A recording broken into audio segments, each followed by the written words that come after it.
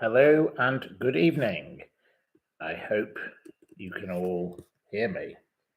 Whether or not it will remain the case is something that we will see. Um, it is pouring with rain here in the not so sunny south of France, and here we are for yet another evening of chitter-chatter and conversation. I do apologize, but yesterday the internet did not work. So, anyway, I say cheers to you all. Hello and good evening. So, there's lots going on in the world, aside from the terrible things in the Middle East, which many people will be talking about elsewhere, but I shall mostly avoid. I may come to talk about an element of it in due course, but for the moment, I think we begin by talking about other things. I have been listening to a podcast, which I recommend to you. It's not brand new, but it's something that is quite good. It's called The Kin on the Spotify. It was made by the Irish Sun. Now, the lady I've mentioned previously, Nicola Tallant, has regularly talked about the Kinahans, but this is a different thing. This is by the Sun. I don't know how I came across it, but it was sent to me by somebody or something, and I didn't know much about them. They are one of Ireland's biggest crime families. Now, I don't know what it is about these Irish crime families, but Irish crime is so different to British crime. But the Kinahans are wanted people. They're wanted with a $5 million reward for Daniel Kinahan, who was born in 1977. And they've had an ongoing feud with what's called the Hutch Gang. I recommend listening to this series. It's called The Seeds of the Cartel, The Kinahans. You can get it on Spotify. I'm sure you can get it on other channels are also available, as they say. But it involves stories to do with the Guinness family, to do with kidnappings, to do with boxing, to do with Tyson Fury, to do with murders and the Arab Emirates and money and all of the things. Marbella, the Costa del Crime, the paparazzi bar out there, all of this. Anyway, I've been enjoying listening to this. So you didn't catch the name of the podcast, can I repeat? It's called The Seeds of the Cartel, The Kinahans. Kinahan is spelt Kinahans. Kinahan. They are a supposedly a very famous family in that part of the world. So I urge you to have a look at them. The story sounds quite extraordinary. I've only got onto the third episode, but I'm enjoying listening to it as it's something I don't know anything about. So it's always good to learn about new things. Equally, now we've dealt with them, I would like to recommend you something else I'd heard about today. I haven't got a copy of it yet, but I shall be getting one. It's a new book by a man called Rob Drummond. It came out a couple of days ago. It's called You're All Talk. Why We Are What We Speak is what it examines. It's £16.99. It's available from scribepublications.co.uk. I have no affiliation with them. And It's written by a man called Rob Drummond. It has been commended by so many people, and especially the most wonderful Giles Brandreth, someone who I have huge respect for. We are what we say, and Rob Drummond's intriguing and engaging book proves it. Says Giles Brandreth. And the wonderful Susie Dent says, this is a telling and compelling exploration of spoken English, charting the joys and risks of individual accents and why we perceive them the way we do. So this is a deep delve into accents and dialect and how, a Yorkshire person speaks differently to a Brummie, for example, or some people say tomato and some people say tomato, clamato, let's call the whole thing off. She adds, we perceive through a mix of history, anecdote, and topical examples, Drummond brings light and humour into a gnarly subject that affects every one of us. We all speak differently. Some people sound posh, as they say. I can't stand being called posh myself because I don't believe I am. But some people have twangs of, Devonian accents or Welsh or whatever it may be. You may be the Welsh warbler like the wonderful Sadie Quinlan. And I think she's got a wonderful voice.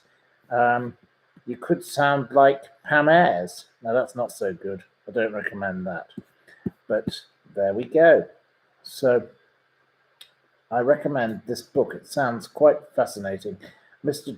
Drummond is Professor Drummond is from Manchester Metropolitan University, and he researches and teaches about the relationship between how we speak and who we are.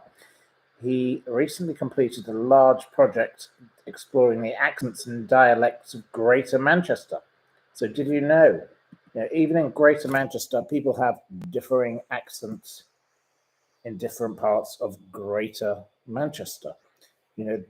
Local areas, it can change even in a locality. He toured the region in his accent van. He appears regularly on radio and television about language-related issues and spent some time as a resident linguist on BBC Radio 3's The Verb.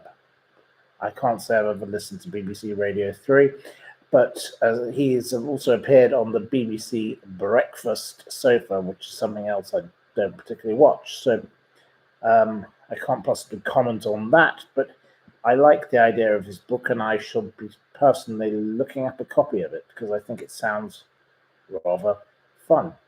There we go. So that is that. And then before we move on to the more serious topics, it has been pouring with rain. We haven't had a storm as such yet, but the yacht across the way is rocking around a little bit, I will have to say. But, in Britain, I believe you have Storm Babette, pronounced Bar-bit. It's moving from the southwest on Wednesday, and it will be joined by a second with impacts continuing into Saturday. So I hope you all stay safe in Britain. Heavy rain will be following. Nav is in the building. Yes, hello to Nav, and hello to everybody else. Lovely to have Nav here and involved. And also Bambi Debonair and Angela. And the lovely Angela is always an enthusiastic contributor to our chatter and conversation. I'm not sure who else is here. Lots and lots of you. Julie and Nicole and Kristen and Garden Room. I don't know, Garden Room. It's all about your bank account, you say. Thank you, Nav, for saying I look smart. Well, I had my jacket on because I had to go to an appointment with a very important person earlier, but someone to do with accounts. So I kept the jacket on. But we've had a lovely afternoon in a wonderful restaurant, a place called Nano in St Tropez, a lovely pizza, pasta Italian restaurant that has been around for many, many years. It's been there it's a place of legends. And inside it was the most wonderful thing. It reminded me of my days back in 2016, went to a party at Bonham's in um, uh, New Bond Street. Um, the launch of Nick Fawkes's book about a man called Bernard Buffet. Now, Bernard Buffet is a very fascinating man. He's croaked. He killed himself, but he put a plastic bag over his head and killed himself. But Bernard Buffet was an artist most prolific. He painted over 8,000 pictures during his lifetime. He was considered by critics as somebody to be derided. They could not stand him. They thought he was dreadful. He painted very strange things, including, dead chickens and things like that. Some of his pictures are fantastic. And there I was in that restaurant. And there was a picture of the owl. You can see it on the picture promoting this thing. And it had been made out of wool. Somebody had actually bothered to recreate a Bernard Buffet. Bernard Buffet pictures, paintings have sold for up to over £1 million a picture. He is widely collected in China, Asia, Hong Kong particularly. But I think that's his main place now of fame. Most of his pictures sell between £80,000 and £150,000. He was literally a 25 picture a day painter. Some of them are bizarre beyond belief.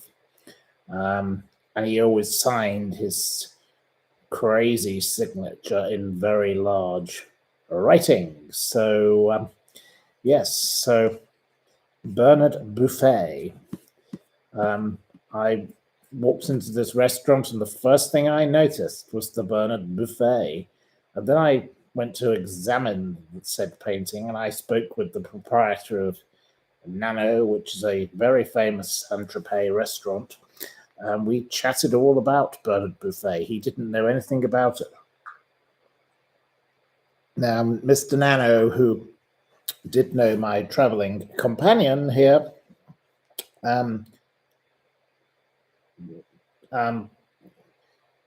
obviously must have had some connection with Bernard. But I think I should educate you a little about Bernard Buffet, because clearly the world does not know enough about Bernard. Now, Submariner preferred Bernard Manning. Well, there you go. Harriet would like to do a quiz. Well, if Harriet would like to do a quiz, we will do a quiz for Harriet, and I hope Harriet is making a speedy recovery, but we will do that later. But Bernard Buffet was born in 1928 in Paris. He grew up during the war, the Nazi occupation of Paris, but he continued to do his drawings. He lost his mother when he was aged 17. This was the source of the melancholy that clearly drove Bernard Buffet a little bit bonkers.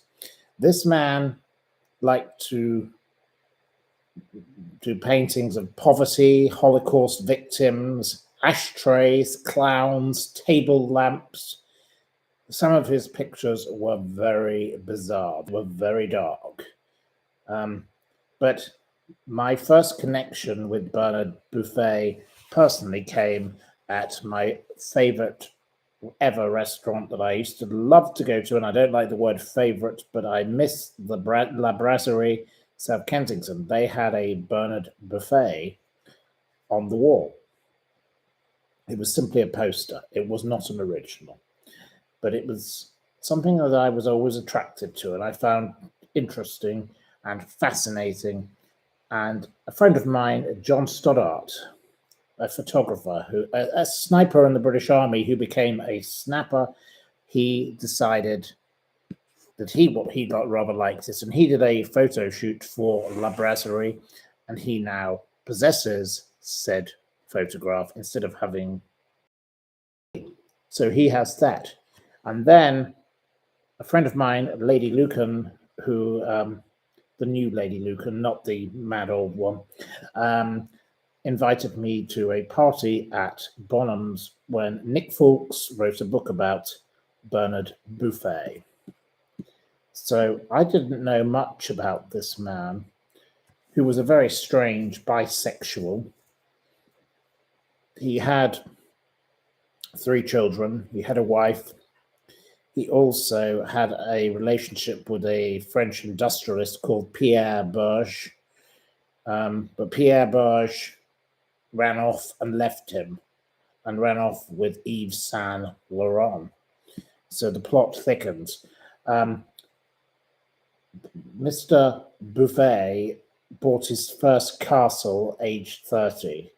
I have a friend who likes to talk about how he should have his wives castle trained. Sir Benjamin Slade, Baronet. Well, Bernard Buffet liked to collect castles. He bought lots of castles during his lifetime. He had an island, and he also had a chauffeur-driven Rolls-Royce.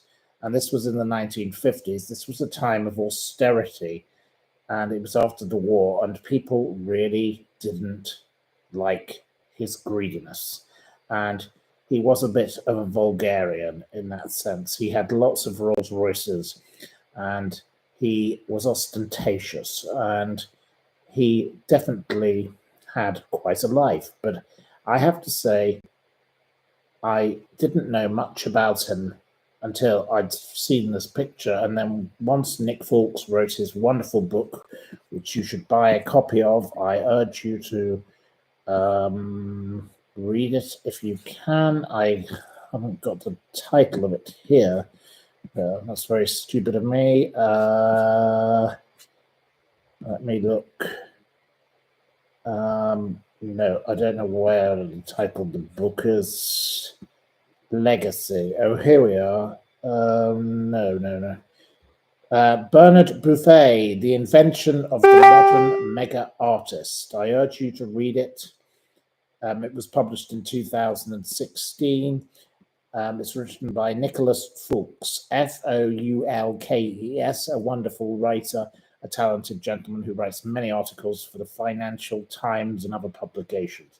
And honestly, this man, Buffet, was quite odd, but he died after putting his head in a plastic bag and attaching it round his neck with tape. A very strange way to kill himself, but that's what he did. So it was just a strange thing I came across today, and I have to say, I think there should be a film made about the life of Bernard Buffet. So there we go. Angela prefers the artist Vincent van Gogh. Well, he also did very strange things like chopping his ear off. So there we go. I don't know. Please tell me about other artists that you like, and all of you join in. I don't know who Nav's famous artist is, but Nav loves a Rolls Royce. Nicole doesn't seem to like the artist Banksy and replaces the B with a W. That's a bit naughty of you, Nicole. That's a very naughty thing to be doing on a Wednesday evening. But there we go. Nicole also says that being bisexual is just being greedy. Well, perhaps so, but each to their own, Some people like apples, some people like pears, some people like apples and pears. So you can like all of those things. There you go.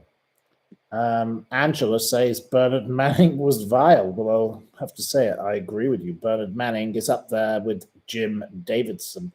Throw them on the Bibby Stockholm. All of these nasty nutters belong on the Bibby Stockholm.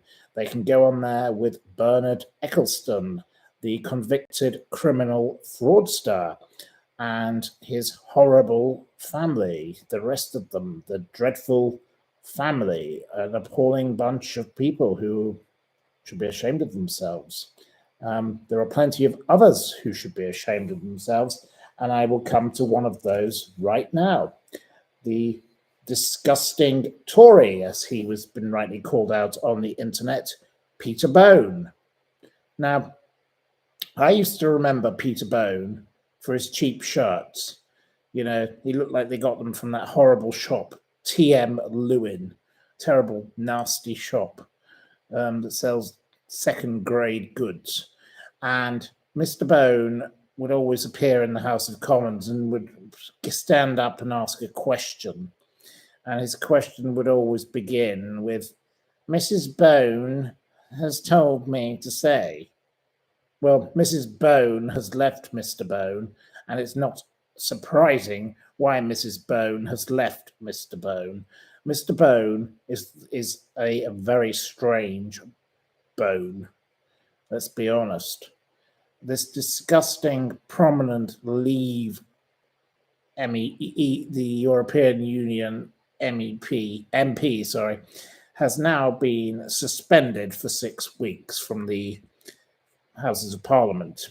He has been stripped of the Tory whip. There is the possibility of a by-election, and enough to trigger a recall petition will be 10% of constituents. Now, I hope that the constituents of a place called Wellingborough and Rushendon, wherever that is in Northamptonshire, I believe, do the right thing. Let's get rid of the dirty bone. The dog with no bone needs to be chucked out and thrown in the ocean. Get rid of him. His supporters are fighting the recall petition, saying that events occurred involving him before it was brought in, the recall petition in 2015. He is a conniving piece of dog bone. We don't like this dodgy dog bone. Has it got BSE? Perhaps, yes. The old bone needs to be buried. It's time to bury the bone. Let's get rid of the bone. Let's throw the bone in the slurry pit. Let's just get rid of it. You know, he has been found to have indecently exposed himself to a staff member and trapped him in the bathroom of a hotel room. 5 allegations of bullying, 1 of sexual misconduct. They have been upheld against the Wellingborough and Rushendon MP. Parliament's independent expert panel, IEP, found Bone to have committed many varying acts of bullying and 1 act of sexual misconduct in 2012 and 2013. This is a shady character. He has been found to have done this. This is a disgrace. Lock him up. Bone was elected in 2005. He has a 19,000 majority. He was also found to have engaged in violence, shouting, swearing, making belittling and humiliating behavior, and ostracism. Is this man appropriate to be an MP? I say not. This man needs to be chucked out with the rubbish, along with the rest of them. There are around about 60 MPs currently under investigation for such similar offences involving sexual molestation and, harassment and bullying. What is wrong with these people? There are 650 MPs. This is not a normal workplace. This is not what goes on in any normal workplace. Shame on the lot of them. He always used to quote his wife, as I've always said. Mr. Bone says the allegations were false and without foundation. He will fight on. He's consulted his lawyers. Get him out. Shame on Peter Bone. Peterbone, go home, go away, get yourself out of the public eye. You're a shameful piece of toe rag. You're a disgrace. Why don't you bog off? And I really, really hope that the nation will join together and bring down the grubby Peterbone. Peterbone, go home. Thank you. So that's that. Right. The next on our little list is Greta Thunberg. Now, she's another pest. Now, kept under control by her parents, she is a pest. She is a petulant pest. Now, Greta has been arrested because she had decided, as the Guardian said, to attack the Oscars of Oil, which were being held on Park Lane in London at the Intercontinental Hotel. So Greta has been charged with a public order offence. Now, Grim Greta, the 20-year-old brat who goes around all the countries of the world and claims that she doesn't jet around, but she goes by boat. Well, boats do have to consume oil also because they have engines, some of them. Not all boats are sailboats, and to motor into the port, you do need to use a bit of petrol, perhaps. So Grim Greta should put a sock in it. And equally, I noticed she wears, Rain Max and all the rest of it, and trainers and things. They're all made with oil. So the hypocrite, unless she wants to go around wearing cloth, natural cloth, she should stop lecturing us all on how to behave. Grim Greta is the most irritating little brat on the entire planet. The only reason she's where she is because she had these horrible parents, and they both wanted to be famous as musicians, and they failed. So now they're trying to live out their fame through their stupid, idiotic, moronic wazzock of a daughter. And I'm very glad she's been arrested. I hope it makes her go away. She will be dragged to the court of the Westminster Magistrates Court on the 15th of November if she bothers to turn up in England. Now, let's see if she does. But she has been charged. I think it's time her parents started controlling this little rat. She's a rat and a brat. Shameful. Her carbon footprint is far worse than anyone else's. She goes on about the flight shame. Well, the shame is her. She is an appalling person, as Jamie Ann Curry rightly says, poor parenting. There we go. CJ says, you're making me laugh. Kieran says, you are having a rant. Well, I'm entitled to have a rant. It's my own space. Greta rants and raves at us and has been doing so for many years. And I don't want to hear Greta the mess, as Harriet Blanca rightly says. Greta the mess.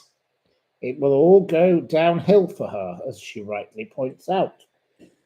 Arrested outside the Intercontinental Hotel on Park Lane, accused of breaching a Section 14 that the police put in place for the meeting of all executives of the Energy Intelligence Forum. 27 people have been arrested, 26 of them have been charged. I say, put them all on the Bibby Stockholm and send it out to sea. Let's get rid of them for, bonfire night's coming, send out that stupid boat and let's get rid of a lot of them. The boat needs to go out to sea. It's time, coming up to the season when we send boats out into the ocean in that way, and like the Vikings did, let's do that with that.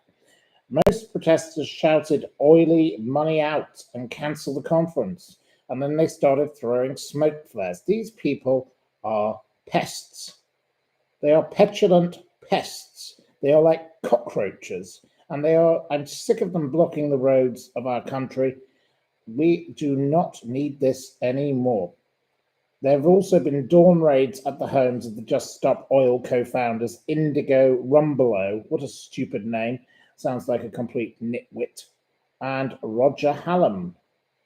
And one person rightly wrote to me and called her the Swedish Doom Goblin. Now that's what we feel about, well, I feel about Greta Thunberg. But my friend Christine Hamilton rightly observed another stupid thing of the same type of wokeism today has occurred. It is the International Pronoun Day.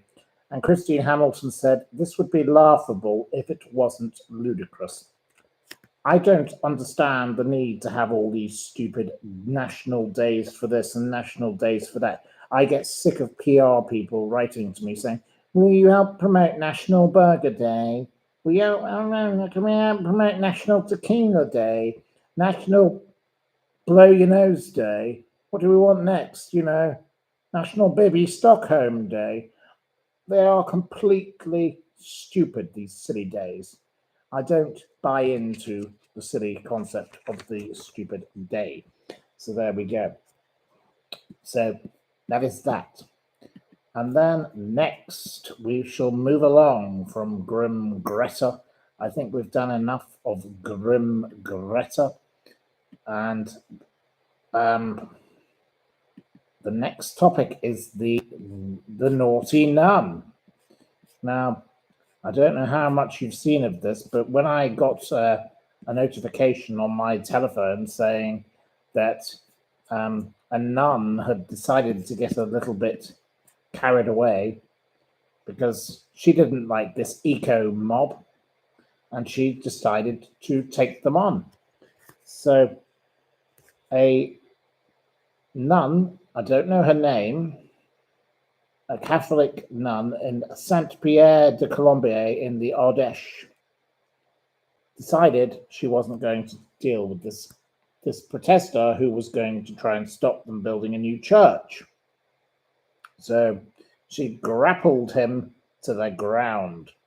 She didn't want to cope with this eco mob, this lunatic bunch of crazies. So she grabbed hold of one of them, and this protester, who was carrying 2 large cylinders in each hand, tried to run away, but he lost his balance and the nun grappled him to the ground, reports the Daily Mail's Sakame Sefi, whoever that may be. And I think the footage is utterly hilarious that this nun dragged this piece of tow rag into the mud. And it is an example of someone standing up to this woke mob of morons. Enough is enough. We have been too tolerant for too long of these silly, silly people who are trying to stop progress. And the protester complained, I expected the nuns to be a little reasonable. Well, they're not reasonable, are they? If they were reasonable, they'd protest in reasonable fashion rather than harassing a bunch of nuns. That's a terrible thing to do for the public order. The problem is the religious people decided to resort to violence. No. People have had enough of you, Grim Greta, and your little woke mob. Enough is enough. You block our roads. You stop progress. Real people go out there and plant trees and do normal things. Why don't you go and do that instead, you silly, silly people? You are a complete bunch of wastrels. You're drivel, you're deranged, and you're nuts. Lock you up. Get you off the streets for the safety of others. It's too much. So that is what I have to say. I think we've gone through all of the topics. So 34 minutes. We've covered a hell of a lot. So if you have any questions, do I plant trees? I have joined in planting trees on many occasions, actually, Izzy. So yes, I do. Yes, I like planting trees. I encourage others to do the same. I've been doing some gardening myself whilst I've been down here in the south of France. I have been dealing with trees and lawns and other vegetation, actually. So, yes, I do like a bit of gardening. I'm not Alan Titchmarsh, but I do like a bit of green fingering. So, there you go. Joe McIntyre asks me, is Soho House a brothel? Not as far as I'm aware. I'm sure some very strange things have gone on there over the years, but I couldn't possibly comment on that particular thing. Rachel Jones wants to know about 30p Lee. Well, he needs to go back to the barn that he came from. He's another brain dead, bird-brained Burke. We don't like him. Angela likes to plant flowers. Well, thank you, Angela, and I hope you plant many more, and we'd love to see some pictures of your lovely flowers. Are there any squirrels where I am in France? Asks Mark Silver. I have not seen a single squirrel. At the Club Cinq on Cinq, there are often sort of pigs from the beach that come up to the tables. They're quite exciting creatures. There are lots of collared doves, and I get to see lots of fish every day by the end of the garden because there is a mooring, and I tend to throw things in to feed the fish, so they come up to pay me a visit. Yes, there is plenty of wildlife. What's the news on Philip Schofield? Well, the last seen of him, as far as I'm aware, was that Mr. Schofield has been hanging around with his ex-wife, who is clearly a very tolerant, forgiving woman after his dreadful antics. So that is all I could say about that. Claudia wants me to ask a German person to say squirrel. Well, I don't understand why you want that, but if you wish to ask a German person to say it, I don't know why you would. Paulie wants to talk about the Captain Tom charity closing down. Well, it's about time. That's what I say. If it does close down, that's what should happen. That daughter has shamed the family, and I don't think Captain Tom himself was a bad person, but it seems that others around him were taking advantage, but that is typically the way with charity, and that's because the Charity Commission in Britain doesn't regulate charity, it protects the dreadful executives that run many of these charities. Enough is enough. That charity has had its day. It should go the same way as PPE and should be consigned to the dustbin of history. Shame on Captain Tom's daughter. She does not come out of this story well, and we will continue to call her out. Terrible behavior. Ben Carr wants to know about the skank. Well, the skank is up to no good as usual. Katie Price. The saga of her will not go away, but I think, there is somebody who should be named and shamed repeatedly because she is laughing at us all. Enough is enough with the skank. So terrible behavior, utterly shocking, utterly wrong. Right. Well, it seems we have no more questions. Do I have a history? I don't know a history of what. No idea. There you go. She's been selling her dogs. Yes, we have read about the skank selling the dogs. So as a result, we shall do a quiz. Thank you, Harriet, for being available. Now, I have to be careful choosing a page because I think we've exhausted a lot of this book. I'm seeing if we've done this before, but we probably haven't. Right. Question number 1. And Harriet is at the ready to take notes. So thank you for joining in. In music, which electronic organ was invented in the USA in 1934?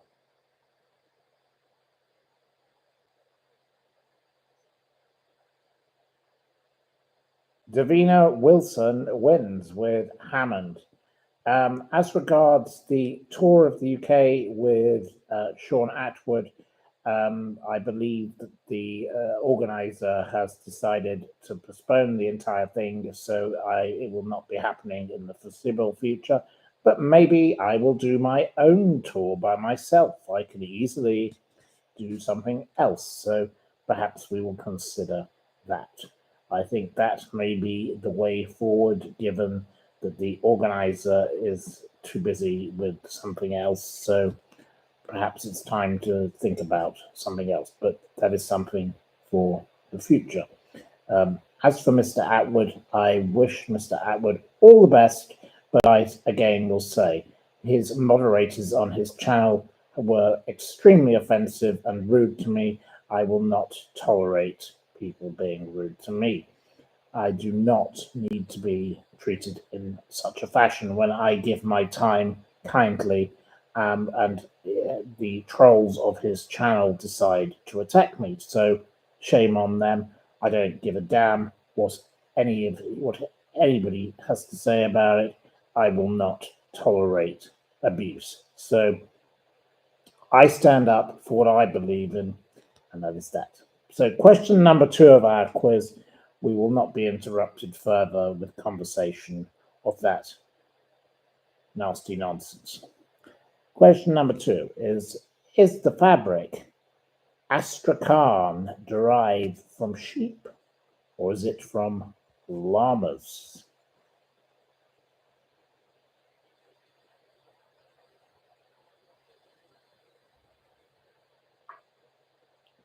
The answer is sheep, and the winner is Pip Field. Question number 3. Complete the title of this 1993 Jilly Cooper novel. Now, Jilly is an absolutely wonderful lady. Complete the title. The Man Who Made Husbands What?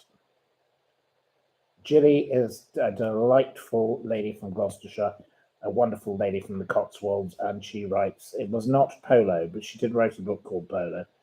Pipfield wins again. Another point to Pipfield with jealous. Pipfield gets the point. And again, here is another wonderful book. I have first editions of both, signed copies myself, from a wonderful, wonderful lady who is sadly no longer with us, but many of you will either love or loathe. In politics, who wrote the books The Downing Street Years in 1993 and The Path to Power in 1995?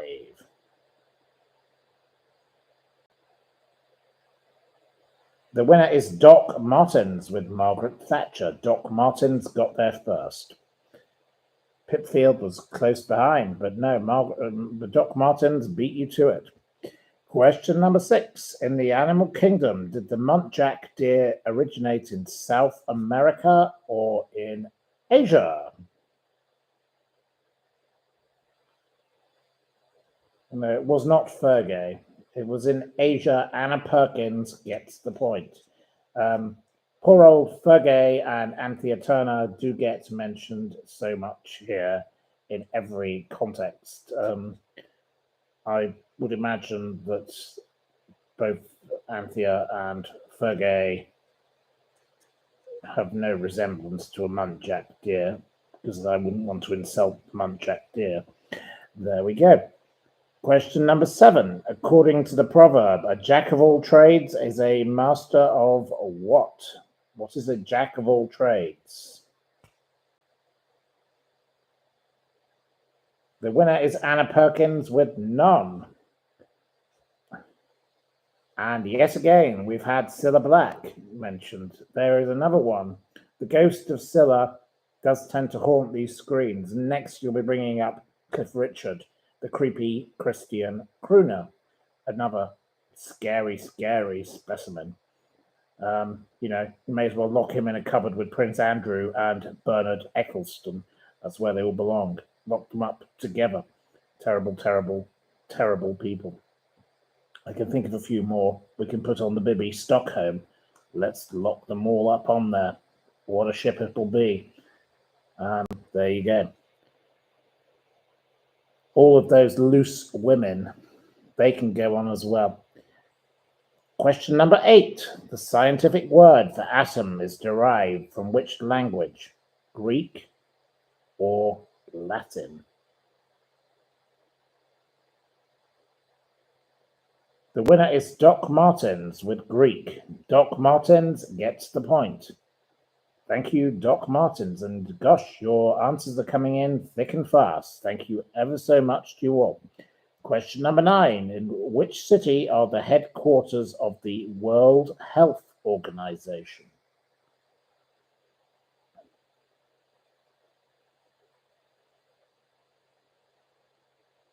Busted is turning to alcohol because he doesn't get a mention. The mentions, as I've always said, come in order. But the winner on this one is Anna Perkins. Anna Perkins gets the point with Geneva.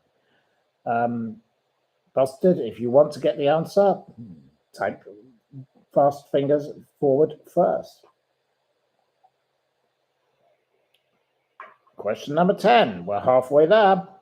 In which city in Australia is the famous Opera House, which sits on the water's edge?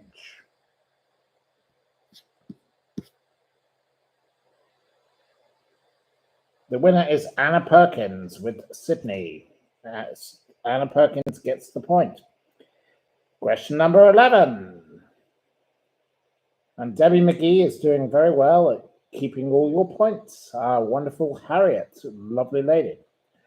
In science, is the chemical element plutonium represented by the symbol Pl, Pu, or Pm? It's not Paul Daniels, no. And it's not PL. The winner is Doc Martens with PU. Doc Martens gets the point. Question number 12. Name the celebrity daughter, and I hate the word celebrity. Shame I'm surprised Anne Robinson would allow such a terrible word to be in her orbit.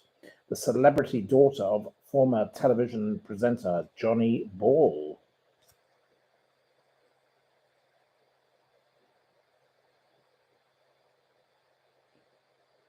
The winner is Anna Perkins with Zoe. Anna Perkins gets the point. Question number 13. In sport, females competed in the Olympics for the first time in which year?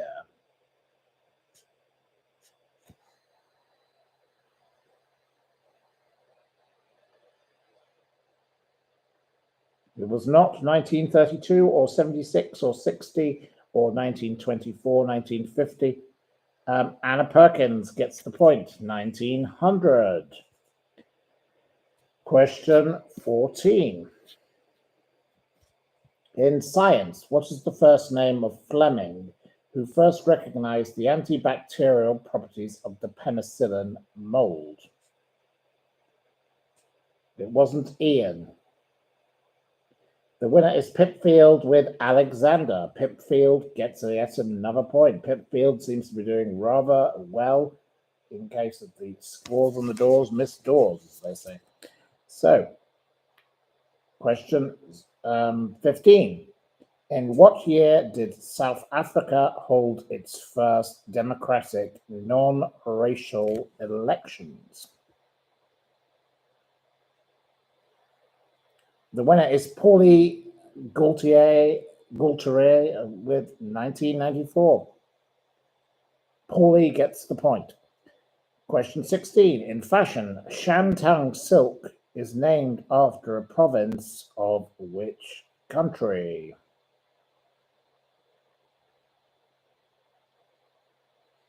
The winner is Anna Perkins with China.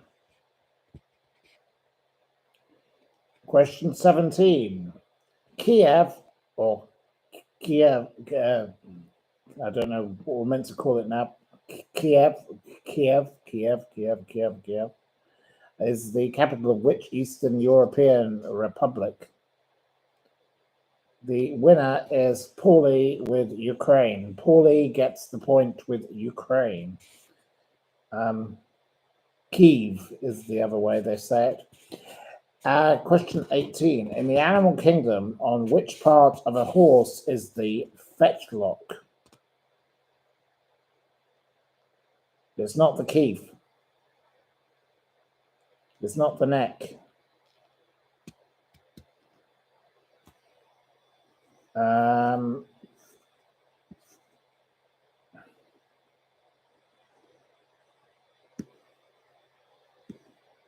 It's not the Cilla Black. We need to be more specific. Which part of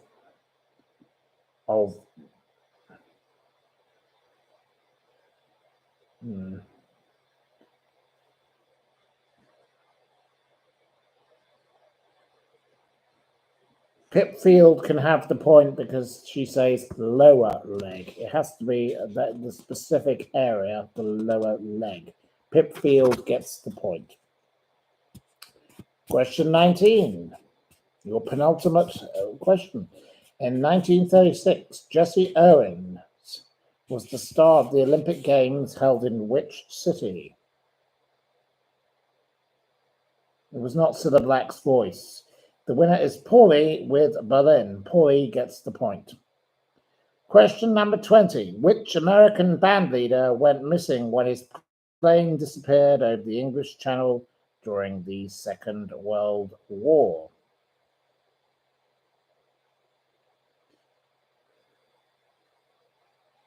It was not Cilla Black's runner. Daniel Wildgoose comes into action with Glenn Miller. Thank you, Daniel Wildgoose. So that concludes our quiz.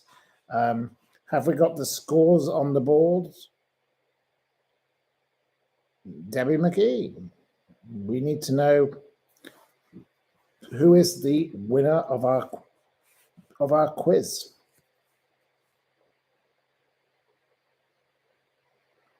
Rachel Jones wants to know why I always pick the same winners. I don't pick the same winners. I do not take the notes of who wins.